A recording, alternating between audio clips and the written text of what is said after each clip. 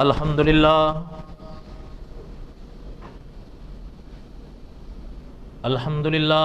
حمدا کثیرا طیبا کما امر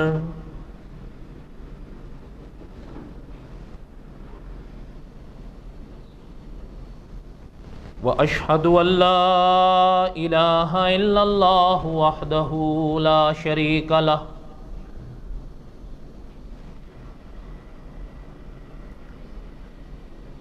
واشہد ان سیدنا وسندنا ومولانا محمدا عبدہ ورسولہ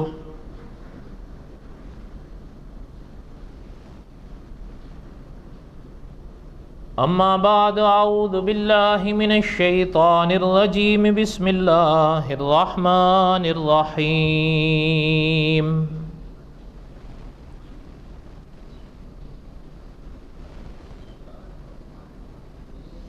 نحن نقص علیک احسن القصص بما اوحینا الیک ھذا القرآن وَإِن كُنْتَ مِن قَبْلِهِ لَمِنَ الْغَافِلِينَ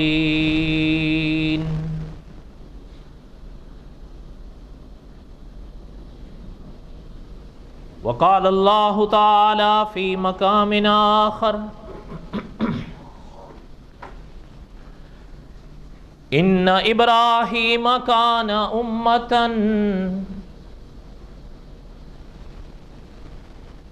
قانتا للہ حنیفا ولم یک من المشرکین شاکرا لانعمہ اجتباہ وہداہ الی صراط مستقیم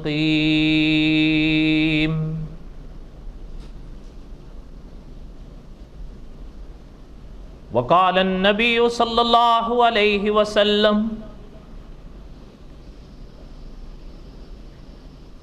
انا آخر الانبیاء وانتم آخر الامم صدق اللہ العظیم وصدق رسولہ النبی الکریم ونحن على ذلك لمن الشاہدین والشاکرین والحمد للہ رب العالمین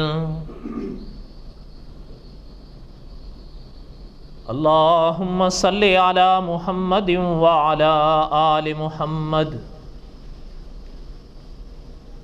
کما صلیت علی ابراہیم وعلی آل ابراہیم انک حمید مجید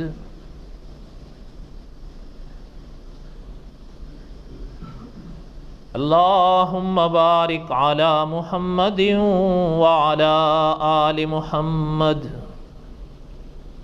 کما بارکت علی ابراہیم وعلی آل ابراہیم انک حمید مجید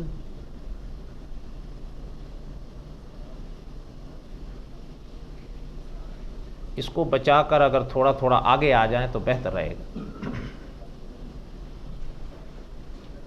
اللہم صلی علی سیدنا و مولانا محمد وعلی آل سیدنا و مولانا محمد وبارک وسلم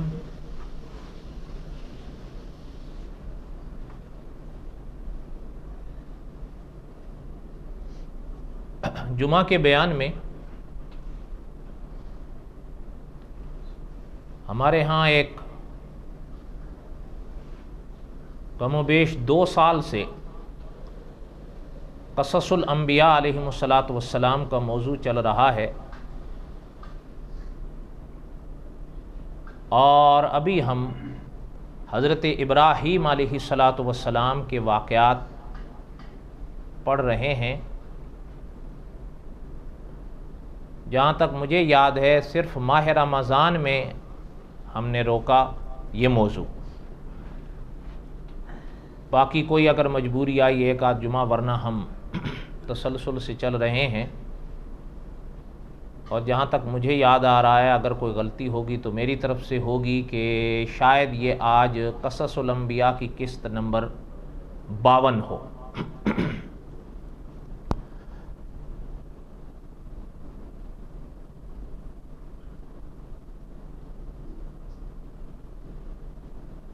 دعا ہے اللہ تعالیٰ سے کہ اللہ تعالیٰ اخلاص نصیب فرمائیں اور اللہ تعالیٰ اپنی بارگاہ میں قبول فرمائیں۔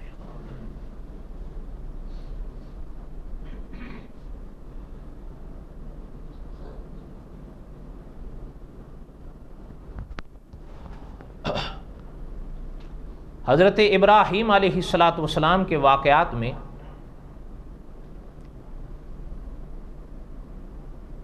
ہم یہاں تک پہنچے تھے کہ نمرود نے اور قوم نے صلاح و مشورے کے بعد حضرت ابراہیم علیہ السلام کو جلانے کا فیصلہ کیا، اور اللہ تعالیٰ نے حضرت ابراہیم علیہ السلام کی حفاظت فرمائی، اور حضرت ابراہیم علیہ السلام کا وہ معجزہ سامنے آیا جسے سورۃ انبیاء میں اللہ تعالیٰ نے یا نار کونی بردن و سلامن علی ابراہیم کی یادوں سے بیان فرمایا ہے۔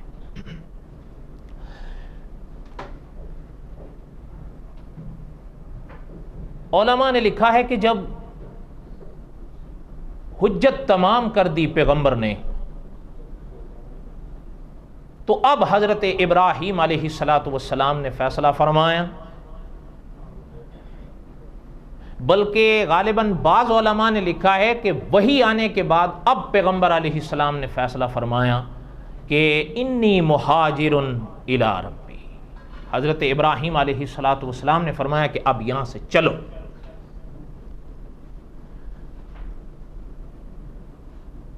شیخ الحدیث مولانا عبد الرحمن صاحب نے ہدایت کے چراغ میں 3 شخصیات کا ذکر کیا ہے اس موقع پر، ہجرت کرنے والوں، خود حضرت ابراہیم علیہ السلام،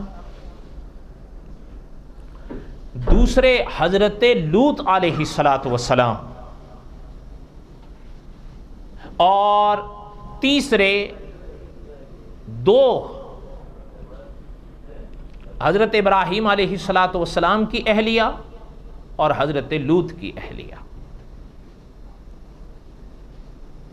حضرت لوط علیہ السلام کا انشاءاللہ آگے مستقل درس آئے گا انشاءاللہ، چونکہ ان کا واقعہ قرآن پاک میں ہے، اس لیے ابھی ہم حضرت لوط علیہ السلام پر تو کچھ نہیں عرض کریں گے۔ حضرت ابراہیم علیہ السلام کی زندگی کا جب یہ مرحلہ آیا تو یہاں پہنچ کر علماء نے حضرت ابراہیم علیہ السلام کی اہلیہ کا ذکر کیا ہے۔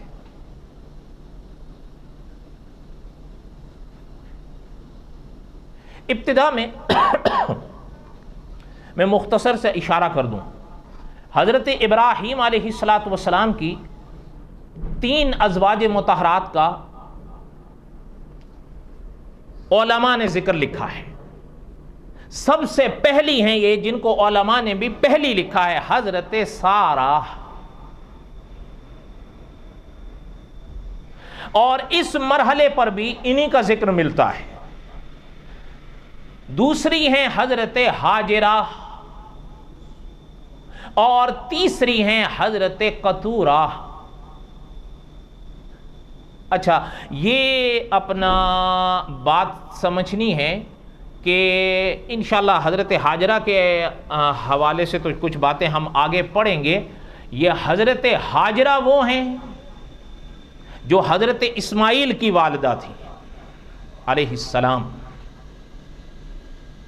اور حضرت سارہ یہ وہ ہیں جو حضرت اسحاق کی والدہ تھی۔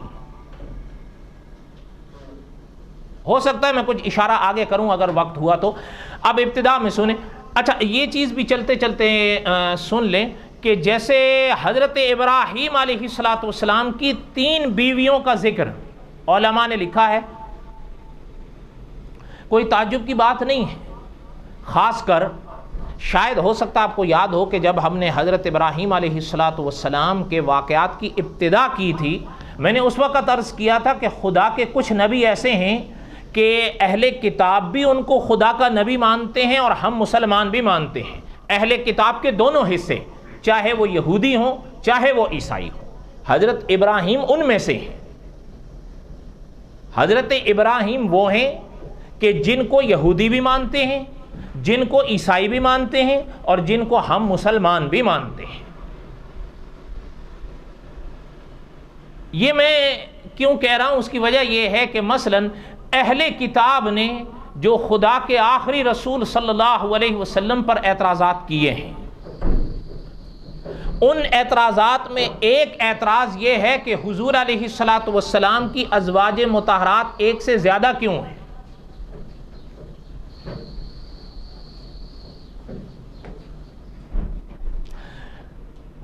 ظاہر بات ہے اس جواب کا موقع یہ تو نہیں، البتہ ذرا دعوت فکر دی ہے مولانا رحمت اللہ کیرانوی رحمت اللہ علیہ نے. یعنی ہو سکتا ہے آپ نے بھی کہیں ان کا نام پڑھا ہو یا علماء سے سنا ہو کہ 150 سال پہلے برٹش انڈیا کے زمانے میں یہ شخصیت رد عیسائیت پر ایک اتھارٹی کی صورت میں سامنے آئی ہے. اللہ تعالیٰ نے، یعنی آپ حیران ہوں گے کہ مفتی تقی عثمانی صاحب دامت برکاتہم نے بھی لکھا ہے کہ اس زمانے میں اللہ تعالیٰ نے ان کو چن لیا تھا ان کے مقابلے کے لیے.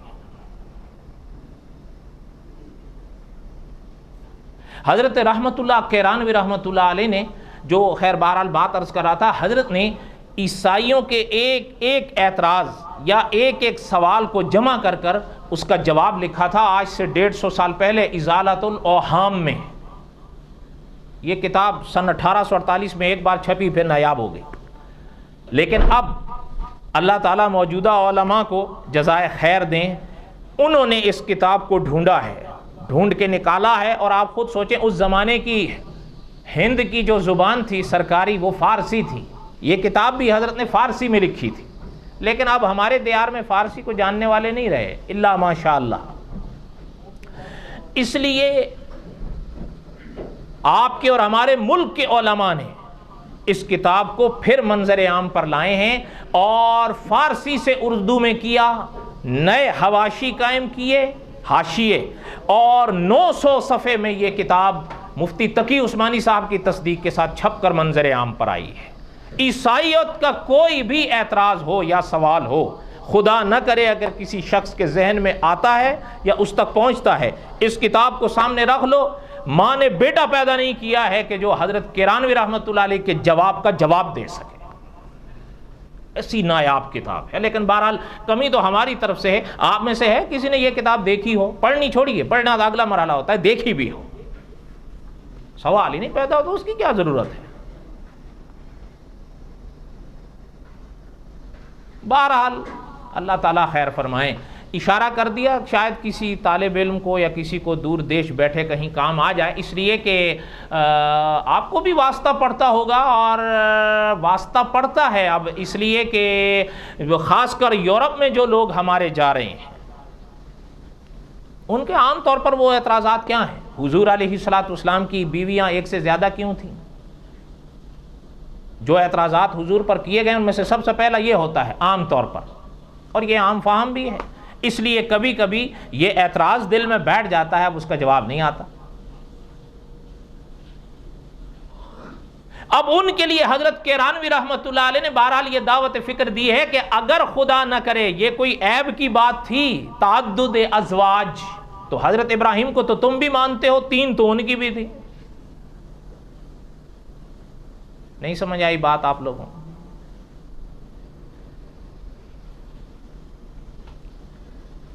خیر بہرحال حضرت ابراہیم علیہ السلام نے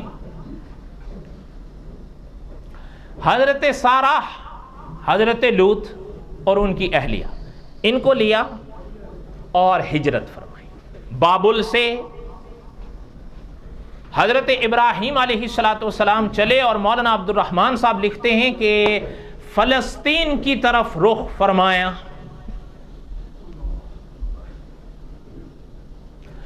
اور فلسطین آئے،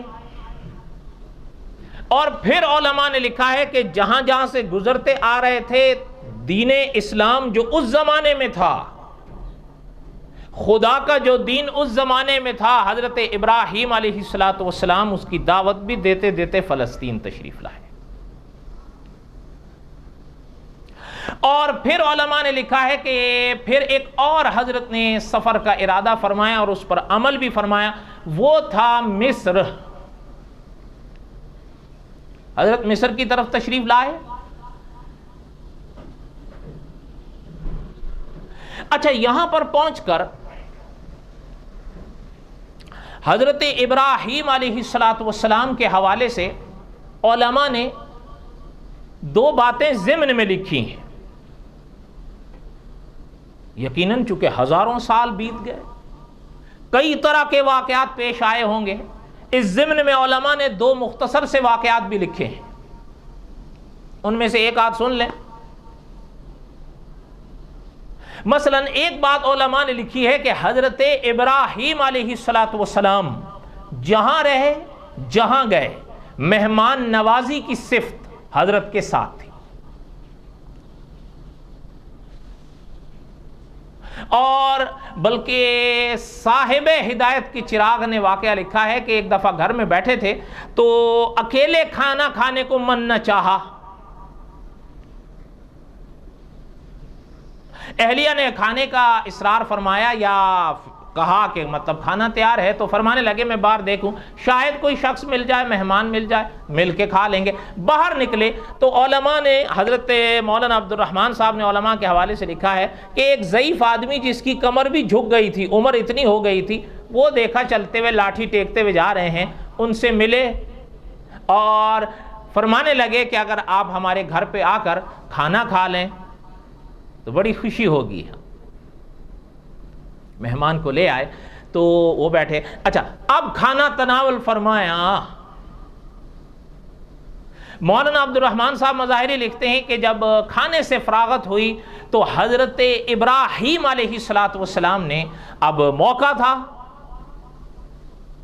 یہ عقیدہ پیش کرنے کا بھی موقع تھا، تو حضرت ابراہیم علیہ السلام نے عقیدے کو پیش فرمایا کہ خدا کی ان نعمتوں کا شکر ادا کیجئے، میں بھی اور آپ بھی، جو اللہ واحد نے ہمیں عطا کی ہیں.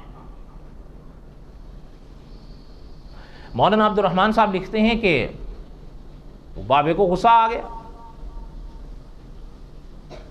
اور یہ لفظ لکھا ہے حضرت نے کہ وہ کہنے لگے حضرت ابراہیم علیہ السلام کو کہ اللہ واحد تمہارے کون ہے میں نہیں جانتا، میرا معبود تو وہ بت ہے جو میرے گھر میں ہے. حضرت ابراہیم علیہ السلام کو جلال آیا یہ جواب سن کر، فرمایا اٹھو جاؤ یہاں سے. خیر وہ تو چلا گیا. اچھا، مولانا عبد الرحمن صاحب نے لکھا ہے کہ حضرت ابراہیم علیہ السلام کے دل میں کسک پیدا ہوئی کہ بہرحال یہ کوئی بات ایسی ہو گئی ہے کہ بہرحال ٹھیک ہے، میں آج ان کو لے کر آیا. انہوں نے اللہ کا شکر ادا نہیں کیا، وہ اللہ کی پہچان نہیں رکھ رہے تھے، لیکن اللہ کی طرف بھی تو دیکھنا چاہیے کہ اتنے مدت سے وہ خدا کی دی ہوئی نعمتوں کو کھا رہا ہے، خدا کا شکر ادا نہیں کرتا، اللہ نے تو آج تک اس کو اپنے دسترخوان سے نہیں اٹھایا، تو مجھے بھی نہیں اٹھانا چاہیے تھا. اب حضرت ابراہیم علیہ السلام کے لیے مولانا عبد الرحمن صاحب لکھتے ہیں کہ حضرت خود ہی باہر تشریف لائے کہ وہ ملیں. اچھا، چراہ چلتے چلتے مل گئے، ملے تو ان کو سینے سے لگایا اور معذرت کا اظہار فرمایا کہ کہیں ہم نے آپ کا دل دکھا دیا.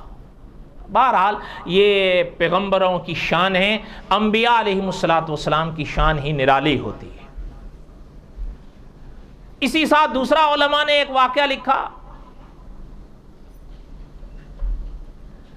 کہ حضرت ابراہیم علیہ السلام ایک دفعہ گھر تشریف لائے تو اہلیہ نے فرمایا کہ گھر میں کھانے کی کوئی شے نہیں. باہر نکلے. اچھا وہ جو علاقہ تھا علماء نے لکھا ہے اس کے ہاں یہ جو گندم کا کہہ لیں آٹے کا کہہ لیں جو نظام تھا نا وہ حضرت ابراہیم علیہ السلام سے اختلاف رکھتا تھا عقیدے کا. لوگ جاتے تھے وہ لے آتے تھے اپنی ضرورت کی شے. حضرت ابراہیم علیہ السلام بھی گئے تو حضرت ابراہیم علیہ السلام نے جب بات کی وہ کہنے لگا, اس کا جواب حضرت نے لکھا ہے, وہ کہنے لگا حضرت ابراہیم سے کہ میں سب کو دوں گا آپ کو نہیں دوں. حضرت ابراہیم علیہ السلام نے اصرار تو نہیں فرمایا, واپس تشریف لائے. چلتے چلتے راستے میں خیال آیا کہ گھر جائیں گے تو ان کے دل پر بھی چوٹ لگے گی کہ بھئی کیا ہے.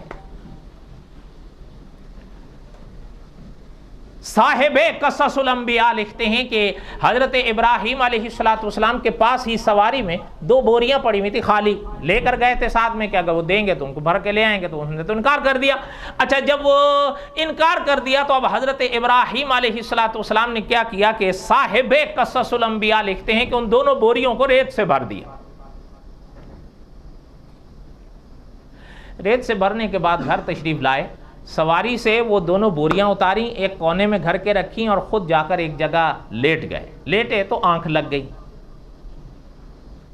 اب صاحب قصص الانبیاء لکھتے ہیں کہ حضرت ابراہیم علیہ السلام کی اہلیہ نے فاصلے سے دیکھا کہ حضرت تشریف لائے ہیں اور 2 بوریاں رکھی ہیں.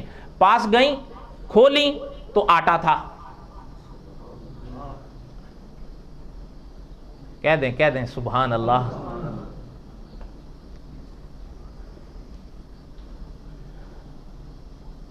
اب کمرے کی طرف تشریف لائیں تو حضرت سو رہے تھے, ان کو جگایا تو نہیں اس وقت. واپس چلی گئیں, آٹا گوندا, روٹی بنائی, جو ماں حاضر تھا پیش کیا. جب حضرت ابراہیم علیہ السلام کی آنکھ کھلی, اٹھے, ضروریات سے فارغ ہوئے, جب دسترخوان پر بیٹھے تو دیکھا کہ روٹی بیگم لا رہی ہیں اور لا کے رکھ دیں. تو حضرت ابراہیم علیہ السلام تو جانتے تھے لیکن بیوی سے کوئی اظہار نہیں فرمایا تھا. اچھا خود پوچھا کہ من عین ھذا, تو وہ فرمانے لگی کہ اصل میں جو آپ لائے ہیں نا اسی سے تو بنائی ہوں. تو فرمانے لگے ہاں ٹھیک ہے کہ یہ اللہ کی طرف سے دیا ہوا رزق ہے. بس اتنا فرمایا اور خاموش ہو گئے اور کچھ نہیں کہا. انبیاء کی شان تو نرالی ہوتی ہے. اگر آپ دیکھیں تو اللہ تعالیٰ نے قرآن پاک میں خود حضرت ابراہیم علیہ السلام کی شان کو بیان کیا ان الفاظ میں. حضرت ابراہیم علیہ السلام کے عقیدے کو بیان فرمایا ان الفاظ میں, والذی هو یطعمنی ویسقین, کہ اللہ ہی ہیں جو مجھے کھلاتے بھی ہیں مجھے پلاتے بھی. اور اگلی آیت میں اللہ نے فرمایا کہ حضرت ابراہیم علیہ السلام نے عقیدہ سکھایا ہے عالم کو, وَإِذَا مَرِضْتُ, جب ہم بیمار ہو جائیں, فَهُوَ يَشْفِينَ, تو شفا بھی صرف وہ دیتا ہے.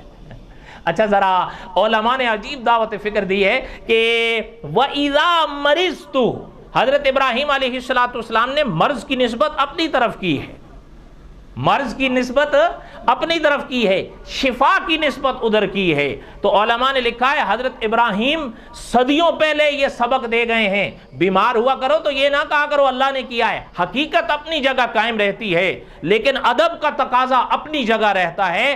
جب یہ بات ہو خدا نہ کرے کوئی غم آئے, کوئی پریشانی آئے, کوئی بیماری آئے, یہ نہ کہا کرو اللہ کی طرف سے آئی ہے, بلکہ وَإِذَا مَرِضْتُ, جب ہم بیمار ہوتے ہیں. حضرت ابراہیم نے بیماری کو اپنی طرف نسبت کیا ہے, شفا کو اللہ کی طرف نسبت کیا ہے. کبھی اگر بیمار ہو تو کہو بیمار ہو گئے ہیں اللہ شفا دیں گے.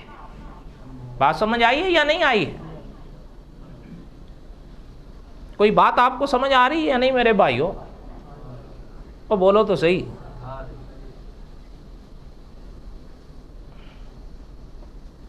درود شریف پڑھ لیں. اللہم صلی علی سیدنا و مولانا محمد و علی آل سیدنا و مولانا محمد و بارک وسلم وصلی علیہ. فرمایا والذی هو یطعمنی ویسقین وَإِذَا مَرِضْتُ فَهُوَ يَشْفِينِ والذی یمیتنی ثم یحیین، زندگی بھی خدا دیتا ہے، موت بھی خدا دیتا ہے، موت بھی خدا دیتا ہے، موت کے بعد زندگی بھی خدا دیتا ہے۔ خیر بہرحال میں دوسری طرف نکل جاؤں گا۔ حضرت ابراہیم علیہ السلام مصر تشریف لائے۔ مصر میں ایک حادثہ پیش آیا، غور سے توجہ سے سنیے۔ یہ واقعہ اہل کتاب جن 5 کتابوں کو وہ تورات کہتے ہیں اس میں بھی ہے۔ اگر میرے ساتھ مل کے کہہ دیں کتنی کتابوں کو وہ تورات کہتے ہیں؟ 5۔ موجودہ جو بائبل ہے نا، آپ نے پڑھی ہے کبھی؟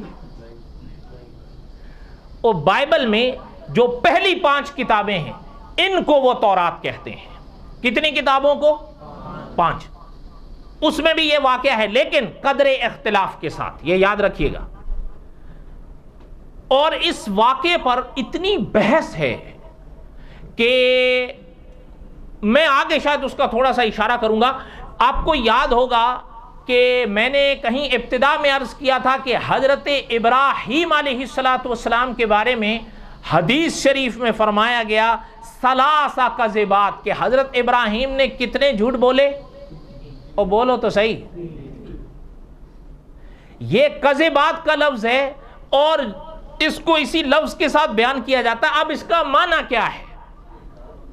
پہلے ہم جن سے گزرے تھے، کتنے ذکر کیے گئے ہیں یہاں پر؟ 3۔ کتنے ذکر کیے گئے ہیں؟ 3۔ لیکن میں نے اسی وقت کہہ دیا تھا کہ قرآن کہتا ہے حضرت ابراہیم بڑے سچے تھے، ہے یا نہیں؟ تو کیا یہ ہو سکتا ہے کہ حدیث قرآن کے خلاف کہے گی؟ یقیناً یہاں معنی کچھ اور ہے، یہ یقیناً معنی کچھ اور ہے، لیکن یہ مرحلہ وہ ہے کہ یہاں پر ان لوگوں کے لیے دعوت فکر ہے جو کہتے ہیں کہ ہمیں قرآن اور حدیث سمجھنے کے لیے علماء کے واسطے کی ضرورت نہیں ہے۔ ہم ان کو جو مرحلے پیش کرتے ہیں ان میں سے یہ پہلا مرحلہ ہے کہ علماء کا دامن درمیان سے ہٹا کر قرآن پاک کی آیت اور بخاری کی اس حدیث میں تطبیق دے کر دکھاؤ۔ ہو ہی نہیں سکتا، سوال ہی نہیں پیدا ہوتا۔ جب تک علماء کے دامن سے وابستہ نہیں ہوں گے یہاں تطبیق پیدا ہی نہیں ہو سکے۔ قرآن کہتا ہے انہ کان صدیقا نبیا، وہ بڑے سچے نبی تھے۔ بخاری کہتی ہے ثلاثہ کذبات، تو تطبیق کیسے ہوگی؟ نہیں سمجھ آئی بات آپ کو؟ اس سے سبق یہ ملتا ہے کہ قرآن و سنت کو اس طرح سمجھو جس طرح ہمارے بڑوں نے اپنے بڑوں سے سمجھا ہے۔ اگر خود سمجھو گے نا تو پھر یہی گول کھلاؤ گے جو آج کل کھیل رہے ہیں۔ خدا آئندہ خیر کرے۔ کوئی بات نہیں سمجھ آ رہی آپ؟ یہ واقعہ پہلے اس کا خلاصہ سنیں۔ حضرت ابراہیم علیہ السلام حضرت سارہ کے ساتھ مصر سے گزر رہے تھے۔ جب مصر سے گزر رہے تھے ایک علاقہ آیا مصر کا، وہاں پر ایک بادشاہ ہوتا تھا۔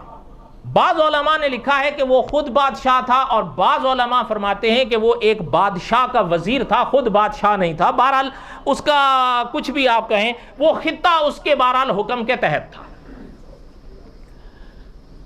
اس کی ایک عادت بڑی عجیب سی ان کتابوں میں ملتی ہے کہ وہ شادی شدہ کوئی خاتون ہو ان کو اٹھوا لیتا تھا، لیکن اگر کوئی اس کے ساتھ اس کی بہن ہو، اس کے ساتھ اس کی کوئی اور رشتہ دار ہو، بیوی نہ ہو، پھر وہ اس کو کچھ نہیں کہتا تھا، خاص کر اگر وہ کنواری ہو۔ یہ ایک عجیب بات ہے کہ یعنی انسان حیران ہو جاتا ہے کہ ہمارا خیال آ جائے تو ہم تو برعکس چلیں گے، لیکن یہاں کچھ معاملہ اور ہے۔ بہرحال واللہ عالم بحقیقت الحال، بعض اکابر نے فرمایا ہے ممکن ہے کہ چونکہ وہ بادشاہ تھا تو شاید اس چیز سے جھجکتا تھا کہ اگر کوئی ایسی بات ہو گئی تو پھر نسب کا، خاندان کا مسئلہ بنے گا، اور اگر کوئی خاتون شادی شدہ ہوگی، شوہر والی ہوگی تو پھر الزام کم لگے گا۔ ممکن ہے اس کا یہ خیال ہو، یا واللہ عالم جو بھی ہو، لیکن اس کا طریقہ یہی کتابوں میں ملتا ہے۔ اس کام کے لیے اس کے کارندے شہر میں شہروں شہر گھومتے رہتے تھے، اس کو اطلاع دیتے تھے جو چہرے کے لحاظ سے بہترین یا خوبصورت عورت ہو اور ہو بھی شادی شدہ تو اس کو بتائیں. اچھا، حضرت ابراہیم علیہ السلام حضرت سارہ رضی اللہ تعالی عنہا ان کے ساتھ اس وادی سے گزرے کہ اس کے ان لوگوں کی نظر حضرت سارہ پر پڑی. ہو سکتا ہے آپ نے کہیں پڑھا ہو یا علماء سے سنا ہو، حضرت سارہ کے تعارف میں ایک بات، ایک جملہ بڑا عجیب ملتا ہے کہ اجمل نساء العالم بعد حوا، کہ حضرت حوا کے بعد دنیا کی خوبصورت ترین عورت تھی. اور یہ آپ ہو سکتا ہے مجھ سے بہتر جانیں. آخر الحمدللہ آپ کو بھی تو رہتے یہاں مدتیں گزر گئی ہیں، مدت سے آپ علماء کو سن رہے ہیں یا پڑھ رہے ہیں. حضرت سارہ یہ حضرت اسحاق کی والدہ بنی ہے. والدہ تھی حضرت اسحاق کی. اور حضرت اسحاق کون تھے یہ آپ مجھ سے بہتر جانتے ہیں، یہ حضرت یعقوب کے والد تھے. اور حضرت یعقوب کن کے والد تھے؟ اور بولو تو صحیح، حضرت یوسف کے. اور حضرت یوسف کا حسن ضرب المثل ہے، آج بھی ہے. اس لیے کوئی یہ جو جملہ کہا گیا حضرت سارہ کی شان میں تو کوئی تعجب کی بات نہیں ہے کہ بعد حوا، حضرت حوا کے بعد. اچھا، جو وہ دیکھے تو وہ تو بھاگ گئے اسی وقت. انہوں نے جا کر ان کو اطلاع دی کہ ہم نے تو آج تک ایسی کوئی خاتون نہیں دیکھی. اس نے کہا پکڑ کے لاؤ. اب ان حضرات کو انہوں نے گھیر لیا.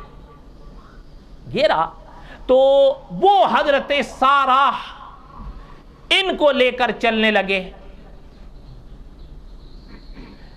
اب اس مرحلے پر ایک جملہ ملتا ہے حضرت ابراہیم علیہ السلام کا کہ حضرت ابراہیم علیہ السلام نے حضرت سارہ سے ایک بات ارشاد فرمائی.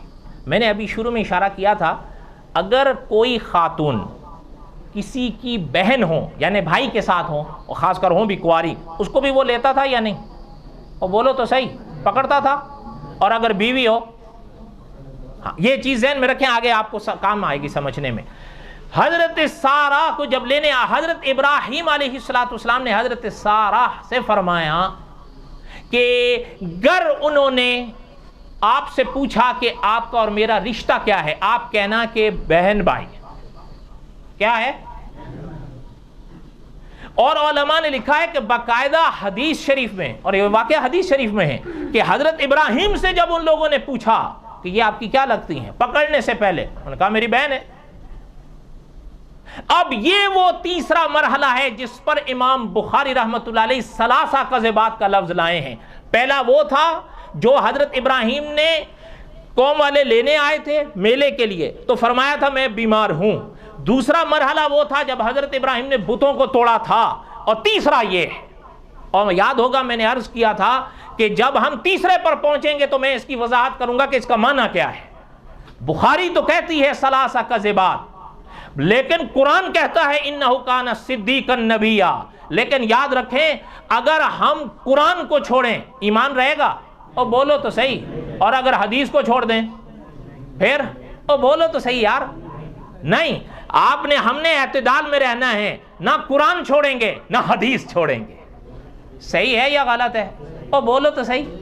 اس لیے نہیں. ہاں اب رہ گیا مسئلہ کہ اس کا پھر حل کیسے ہوگا. اس کا حل علماء نے کیا ہے کہ اس کا معنی کیا ہے، لیکن اس کی وضاحت کا میں یہاں پہ وضاحت ابھی تو نہیں کر سکتا. پہلے آپ واقعہ سنیں پھر آگے چل کے میں کروں گا. ابھی تو آج تو وقت نہیں ہے کسی بھی صورت.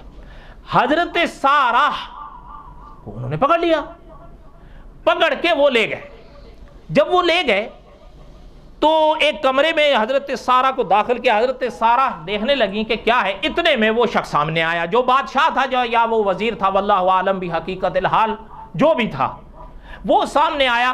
اس نے جب حضرت سارہ کو دیکھا نا تو وہ تو اللہ معاف فرمائے، خیر چھوڑیں. اس نے جو ہاتھ آگے کی طرف بڑھایا تو حضرت سارہ کی جو نگاہ اوپر گئی، علماء نے لکھا ہے کہ اس کا پورا ہاتھ ہی شل ہو گیا. اب اس کا ہاتھ حرکت نہ کرے، ہلائے وہ ہلے ہی نہیں.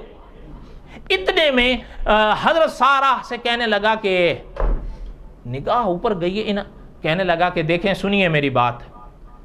آپ اپنے خدا سے کہیے، دعا کریے یہ ٹھیک ہو جائے، یہ ٹھیک ہو جائے، میں کوئی اپنا غلط ارادہ جو میرا ہے میں اس کو چھوڑ دوں گا، میں کوئی ایسی گندی حرکت نہیں کروں گا۔ حضرت سارہ نے ہاتھ اٹھائے، اس کے دونوں ہاتھ ٹھیک ہو گئے۔ اچھا ٹھیک ہوئے، اور پھر دل ذہن میں خناس آ بیٹھا، بھئی چلیں ایک وقت ہمارا بھی تو ایسا ہی ہے نا، اللہ معاف کریں، کبھی کبھی مشکلات آتی ہیں تو توبہ، مشکلات گئیں تو پھر بگڑ گئے۔ میں غلط کہہ رہا ہوں؟ آپ میری مت مانیے، آپ کو اللہ تعالیٰ نے فہم دیا، آپ گھر جائیے سورت آراف کھولیے، قرآن پاک کی سورت ہے۔ فَأَرْسَلْنَا عَلَيْهِمُ الطُّوفَانَ وَالْجَرَادَ وَالْقُمَّلَ وَالضَّفَادِعَ وَالدَّمَ، اور آگے اللہ نے فرمایا آیات مفصلات فاستکبروا وکانوا قوما مجرمین۔ ہم کیا کیا بتائیں کہ مجرموں نے کیا کیا کیا ہے۔ جب سزا آئی سدھرے، سزا ہٹی پھر بگڑ گئے، وہ بھی بگڑ گیا۔ اب اس نے جب پھر ہاتھ آگے کیا، خدا نے پھر شل کر دیا، حتیٰ کہ صاحب ہدایت کے چراغ کہتے ہیں کہ تیسری مرتبہ پھر ایسا ہی اس نے کیا، اللہ نے تیسری بار پھر شل کر دیا، اللہ نے اس کے نجس ہاتھ حضرت سارہ کے دامن تک پہنچنے ہی نہیں دیے۔ کیوں؟ اس لیے کہ ایک خدا کے نبی کی بیوی ہیں، آگے خدا کے نبی کی ماں بننے والی ہیں۔ آپ حضور علیہ السلام کا نسب نامہ پڑھیں، صحابہ نے عجیب فیصلہ کیا ہے، اور علماء کی عجیب تحقیق ہے کہ ابتدا سے لے کر حضور تک جتنا خاندان آیا ہے، اللہ نے کسی کو بھی زنا کی ملوث میں نہیں آنے دیا۔ اللہ کی شان ہے، انبیاء تو انبیاء ہوتے ہیں۔ کوئی کہہ سکتا ہے کہ انبیاء ہماری طرح اور آپ کی طرح ہوتے ہیں؟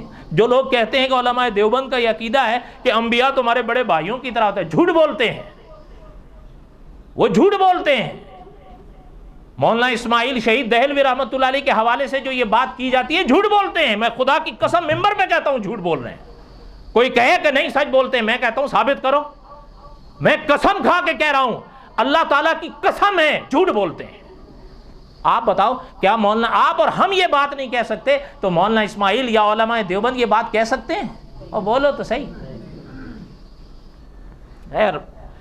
اچھا اب جب وہ ہوا نا شال تیسری مرتبہ، اب اس نے حضرت سارہ سے کہا کہ اب میں بحیثیت ایک بادشاہ یا وزیر کے آپ سے کہتا ہوں کہ اب آپ دعا کریں اس قہر سے مجھے نجات مل جائے، میں اب آپ کو بالکل ہاتھ نہیں لگاؤں گا، میں آزاد کر دوں گا۔ اچھا اس مرتبہ اللہ تعالیٰ نے اس کو ٹھیک کر دیا، تو اب وہ بہرحال اس گندے ارادے سے باز آ گیا، کیونکہ وہ سمجھ گیا تھا کہ یہ خدا کی کوئی برگزیدہ شخصیات ہے۔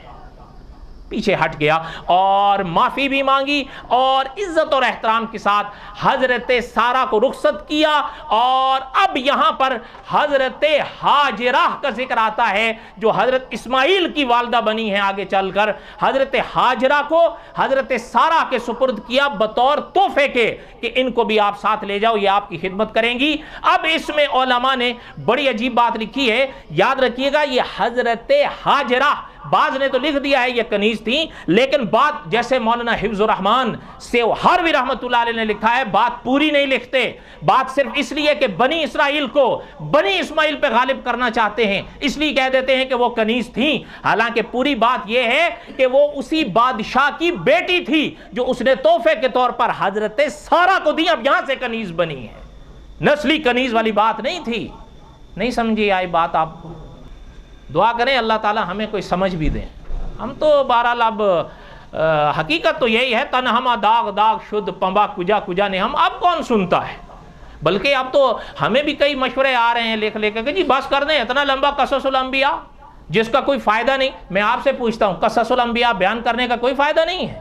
اور بولو تو صحیح، کیسے کج فہم لوگ ہیں، میں تو حیران ہوں۔ حضرت آدم کے واقعے پر ایک نے مجھے لکھ کر بھیجا ہے، حضرت آدم کے واقعے میں، اور آپ حیران ہوں گے۔ آپ حضرت شیخ الہند رحمۃ اللہ علیہ کے الفاظ اٹھائیں، یہی آیت جو میں نے ابتدا میں تھوڑی دیر پہلے پڑھی ہے، هو الذی خلق لکم ما فی الارض، اس آیت کے بعد ہی آتی ہے وَإِذْ قَالَ رَبُّكَ لِلْمَلَائِكَةِ إِنِّي جَاعِلٌ فِي الْأَرْضِ خلیفہ۔ علماء نے لکھا، حضرت شیخ الہند رحمۃ اللہ علیہ نے لکھا ہے کہ اب یہاں پر سب سے بڑی نعمت جو دنیا کے لیے حضرت آدم تھے، اب یہاں پہ اللہ ذکر لا رہے ہیں، جو خدا کی اتنی بڑی نعمت تھے ان کے واقعات میں آپ سے پوچھتا ہوں فائدے سے خالی ہیں؟ او بولو تو صحیح۔ اب یہاں سے حضرت سارہ کو حضرت ہاجرہ ملی ہیں، وہ جھوٹ بولتے ہیں جو کہتے ہیں کہ یہ کنیز کہ وہ صرف اس لیے تاکہ بنی اسرائیل کو بنی اسماعیل پر غالب کیا جائے۔ لیکن واہ شیخ حضرت کیرانوی کی بات کر رہا ہوں رحمت اللہ علیہ، ایک تو جواب یہ ہے نا جو ابھی میں نے آپ کو خلاصہ پڑھا، ایک جواب وہ ہے جو حضرت کیرانوی رحمت اللہ علیہ نے ازالہ اوہام میں دیا ہے، اس کی تفصیل کا یہ موقع نہیں ہے۔ اللہ تعالیٰ نے اگر زندگی دی تو بقیہ تھا قصہ حضرت ابراہیم علیہ السلام۔ آئندہ آؤ گے؟ سوچ لو یار، کہاں آتے ہو، کہاں آتے ہو؟ یہ بائی چوائس نہیں ہے، یہ بائی چانس ہے۔ میں سچ کہہ رہا ہوں، وما علینا الا البلاغ المبین۔ سنت